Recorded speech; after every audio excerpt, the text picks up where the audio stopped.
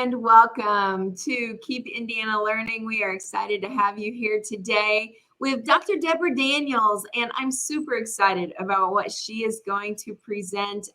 Student voice and choice is so important in the classroom. It was something I very much valued as a teacher, and she's going to dig in today to that topic using the idea of you design it. So with no further ado, Dr. Daniels, why don't you take it away? Good morning, everyone. Just so happy to be here today to talk to you about You Design It. You Design It came about based on a conversation that I had with an administrator. And the administrator was saying, it's a good idea to let the students just design their own activities. And I thought, oh, wow, I'll do You Design It in my classroom.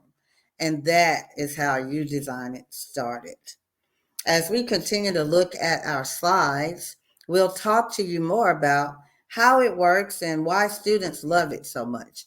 So it's a student designed presentation project. Basically, you're going to spend an entire week working with your students. You start off by you making sure that you've completed all of the standards that you need to complete. So this is after all of your teacher work is done. And you want to make sure, did they get it? Do the students really know this information? So you give them an opportunity to design their own projects. You've completed your information, you've covered your standards, you've taken care of everything you need to do for the topics. Now what you do is you give your students creative control. They get a chance to share their knowledge. They will be reinforced regarding what we've covered in class. They get a chance to review, and at the same time, they become your co-teachers. The students will love it, and you will have maximized the learning opportunities for all stakeholders involved. The overview of what you need to do to make this a very successful opportunity for the students is you need to make sure that you follow some steps. Have a good plan. Make sure you're ready. Make sure, number one, you have your rubric. Make sure your rubric is concise and clear and you understand it, the students understand it. That is very, very important. Share the detailed plan with the students. Make sure they understand what is expected, when it's expected, and how you're planning to go about it. Prepare for success. Make sure that you've thought through all of the processes. Make sure that you carry out the plan step by step. Take care of everything that needs to be taken care of as it needs to be taken care of. Celebrate the knowledge. As the students are learning and preparing, you're going to learn as the facilitator, the teacher, and the students are going to be learning even while they're preparing. And then at the end, be ready to debrief. Talk about what you've learned, what they've learned, how you can make it better, and give suggestions for the future. The student tasks. So students are going to pick a group. Once they pick that group, they're going to also pick a group leader. You want to make sure that while you're doing these fun things, that you have a classroom that is working at the same time everyone can still hear each other. So you want everyone to be interactively engaged, but you want to have a leader there, and that leader needs to know what the tasks are and help his or her peers stay on task. They have to pick a topic and a day of the week. I always love this part because I go to my board, I get something to write with, and I say, okay, first come, first serve. And you know that we have Monday, Tuesday, Wednesday, Thursday, Friday, right? So someone's going to raise their hand and pick Friday first. So the person that's not saying anything is going to end up with Monday. So if you've ever thought as an instructor, how do I motivate them? That's how you do it. You say, okay, first come, first serve. So you let them design their lesson. So they've already picked their day, they've picked the topic. Now it's time for them to design their lesson. You, as the facilitator, will be walking around the room, encouraging the students, helping them if they have questions. And it's always good if a student asks a question, you answer that question out loud because two other groups may have the same question. So that's just a good way to be efficient and to continue to have fun while you're learning. Make sure you have the 5 facts. So you're letting the students know, okay, you got to make sure you know 5 facts about this topic. And your 5 facts cannot be the same as another student's 5 facts. How deep is that and how much fun is that as an educator? Because their depth of knowledge is going to grow. They're going to have to share their facts with their group members. That way they know, oh man, I have the same thing you have. So that means now I need to go and dig deeper. Or who had it first? Oh, okay, you had it first? Okay. Oh no, I had it first. So you have to go dig deeper. It really brings about opportunities to build soft skills for the students. And the students have to know that, okay, now after you've done all of this, you've got to share your facts and your lesson with the class. Now, we know that there are some times when students will have to share it with the teacher. So you'll see another slide where I'll talk about that. Also, those lessons are designed to take up the class period for that day. So the students know that that's their task. They're going to introduce themselves. They're going to tell the class what their topic is. They're going to share their 5 facts. And then they're going to do this fantastic presentation that they came up with. The rubric example. Now, as an educator, you get to come up with your own rubric. So I just have an example here for us to look at. The lesson can count 20%. Each student plays a role in putting together the lesson. So if you're walking around as a facilitator, you see that happening. You see them working on it. The facts. Remember, there were 5 facts that they had to articulate. Now, they have to be well articulated. The content must be thorough. You must know that the student understand the information so they're knowledgeable of what's going on. Now, remember earlier in a slide, I said that we would talk about the fact that some students, because of an IEP, will have to share their knowledge with you personally. It's okay for them to share it with you on their way in the door as they're coming into class. They can share it with you if you have downtime. Maybe you've walked around, you checked on the groups, and you're standing there just observing, and they come over and say, can I tell you my 5 facts now? Sure, go right ahead. So we want to make it where they don't feel embarrassed, but at the same time, they have covered what they need to cover. I am amazed at how they feel good about it when they can stand there with their friends, but they don't have the pressure of, oh no, it's my time to share. So we always say, oh, we've already talked, and it makes them feel good, and they feel as if, oh, we can support our friends because we're standing here, but I don't have to go through a process that makes me feel uncomfortable. So always be aware that as educators, facilitators, etc., we have to meet every one of our stakeholders in our classroom where they are. The delivery is 20%. So each student plays a role in delivering an interactive, engaging, successful lesson. I love it because that means no sit and get. There are times when the students will say to me, oh, we want to go outside. I say, no problem. I just need to set that up on the schedule. You let me know. Thank you very much. And then I say, okay, well, what are we doing outside? So always know, as the teacher or the facilitator, what is going on. Don't let that day come and then they start doing something and you say, oh, we can't do that. Always know what they're planning. Sometimes as the adult in the room, you may have to tweak it a little because you got to make sure you're always following school protocol. The prepare for success part. Let the students pick their own groups. They do well when they can do that.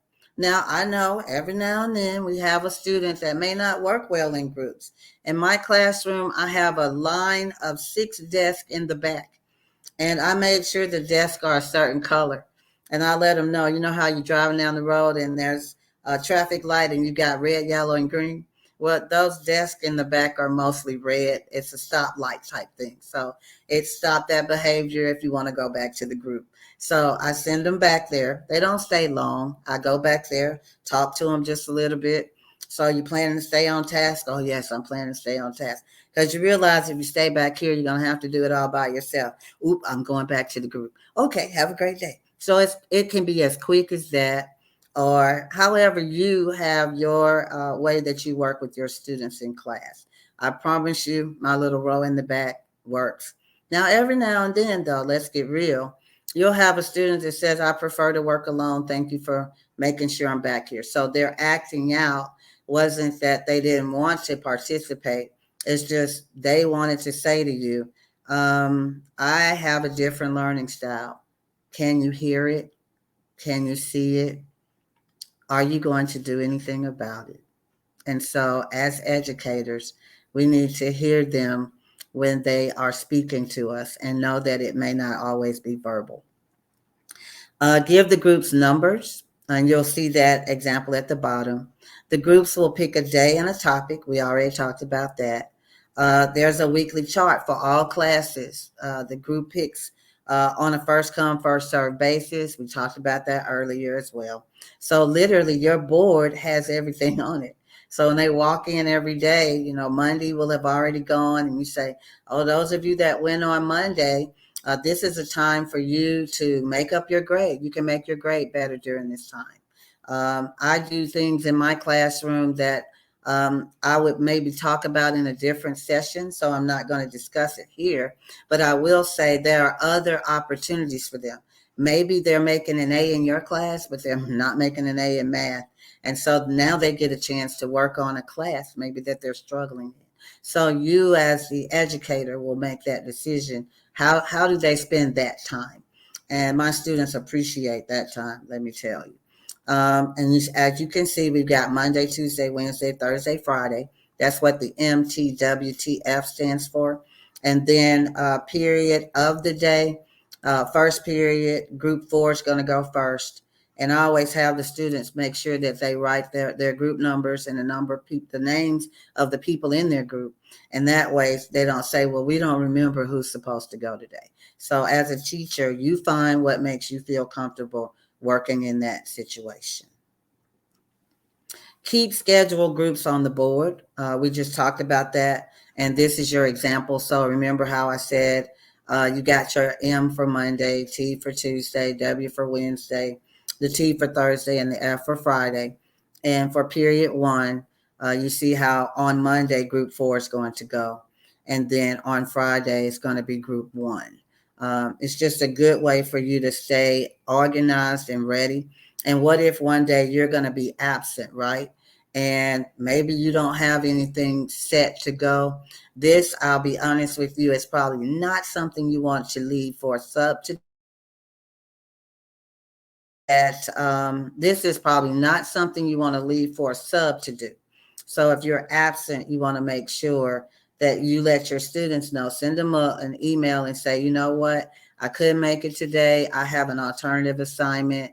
We're going to make sure that we tack on a day. So we'll do it Monday if we don't get to you on Friday. You don't want to do this if you are not going to be in the building.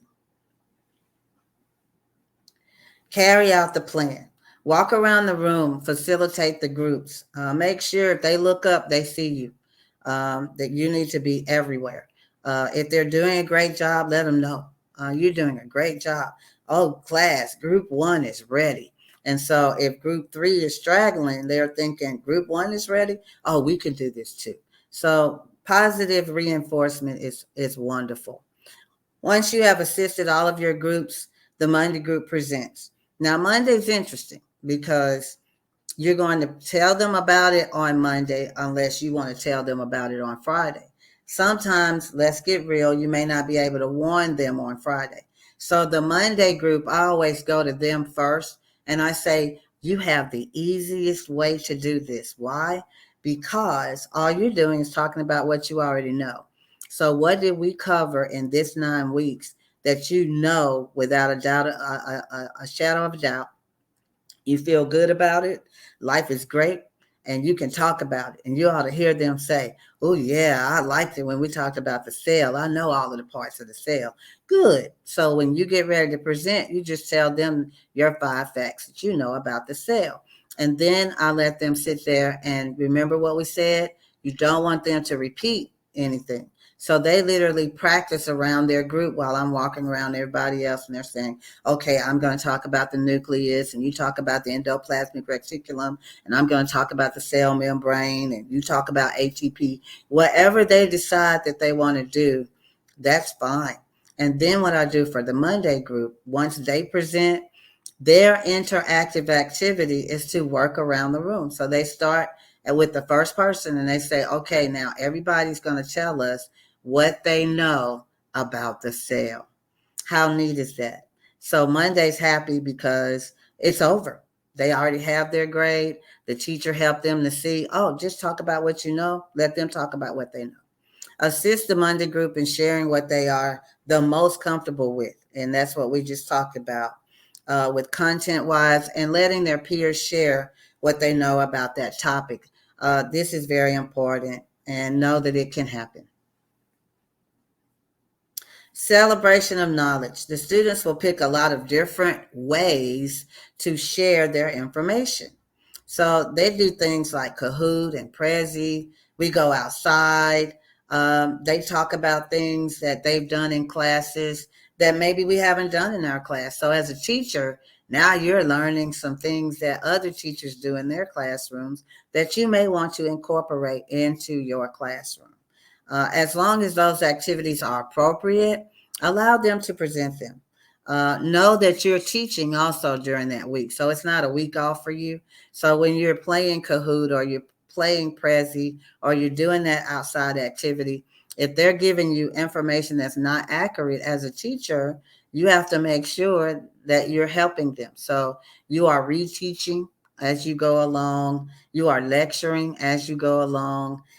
You're not working too hard, but you're making sure that you do what you need to do as a teacher to make sure those students maximize their knowledge regarding the content.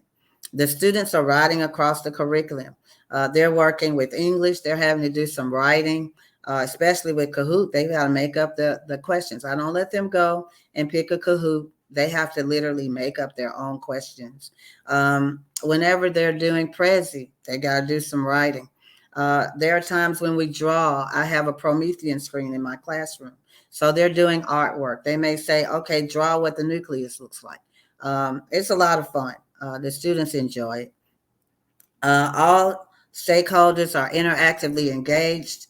I've seen students that normally don't like to do anything, but if you say, okay, it's Kahoot, and I'm going to even let you use your phones today to play Kahoot, that student that usually will sit there and say, I'm going to need your attention more today.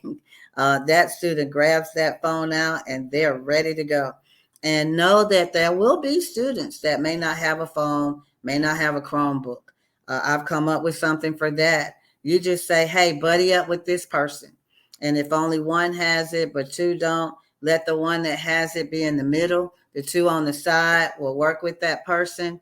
Then what are you building? You're building soft skills. You're helping students understand that we are our brothers and our sisters keepers. We're here to help each other. We're all in this together. So the grades, of course, are made individually. I never give group grades because it's not fair to the person that a lot of times, let's get real, work the hardest in the group. So I let my students know that you get individual grades even though you work as a group. Debriefing is so important. I'm about to go into my 39th year of teaching. And basically, what I know going through that process is that you get better based on what your stakeholders say to you. So every year, I let my students talk to me all the time. So when we complete anything that's major, like this particular, you design it, I say, okay, so what did you think about it? And they'll tell me what they thought about it. And I'll say, what did you like about it? What did you not like about it? What would you change about it? What is something that you think I should know about it that I don't? And let's get real. A lot of times they'll say, well, we didn't have enough time. They always have more time than they need. So this is a great time for you as the instructor, facilitator, to say to them, it's just a matter of using your time wisely. And the next time you'll say, okay, you got that 20 minutes. Remember last time you said you didn't have enough time. So if you start now, you'll get it done. Now, what about grading? Because a lot of times teachers will say, well, how do you grade this? What I do is start off with a clean sheet of paper, nothing on it. And I say to the students, if you can get to Friday with nothing on this paper, then you've made 100% on this. And you ought to see them smiling.